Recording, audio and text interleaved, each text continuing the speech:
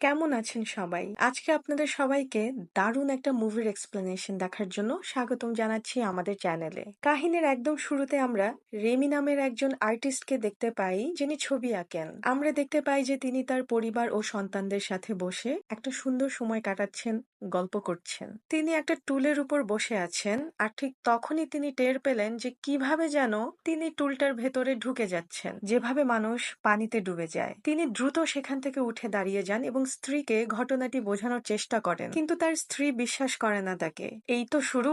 এরপর থেকে প্রায়ই যখন তখন খাটে শোয়া অবস্থায় কিংবা সোফায় বসে থাকা অবস্থায় যেখানে সেখানে এই একই জিনিস তার সাথে হতে লাগলো। রেমি বুঝতে পারে না কি হচ্ছে এসব তার সাথে। তারপর আরেকদিনের ঘটনা, রেমি তার স্টুডিওতে তার বাচ্চাদের সাথে সময় কাটাচ্ছিল, খেলছিল। আর এগুলো করতে গিয়ে সে তার বেসিনের পানির ট্যাপটি বন্ধ করতে ভুলে গিয়েছিল, আর ফলাফল তার পুরো স্টুডিওটি পানিতে একদম ভেসে যায়। সে যখন তার পেইন্টিং গুলো বাঁচাতে ব্যস্ত ছিল, ঠিক তখনই সে পানির নিচে যেতে যেতে কোনো এক অজানা গহ্বরের ভেতরে ডুবে যেতে শুরু করলো। অনেক স্ট্রাগল করার পর যখন সে পানি থেকে উঠে দাঁড়ালো, তখন দেখলো যে সে যেখানে ডুবে গিয়েছিল এটা সেই জায়গা নয়, বরং সম্পূর্ণ নতুন একটা জায়গা। সে তার স্টুডিওতেই নেই, বরং অচেনা একটা নদীতে দাঁড়িয়ে আছে, যার চারপাশে কেবল পাহাড় আর জঙ্গল। আরেকটা অদ্ভুত জিনিস দেখা গেল যে ওই জায়গায় একই সাথে 3টি সূর্য উঠেছে, যা দেখে সে স্পষ্ট বুঝতে পারলো যে এটা পৃথিবীর কোনো জায়গা নয়, বরং এটা অন্য একটা জগৎ।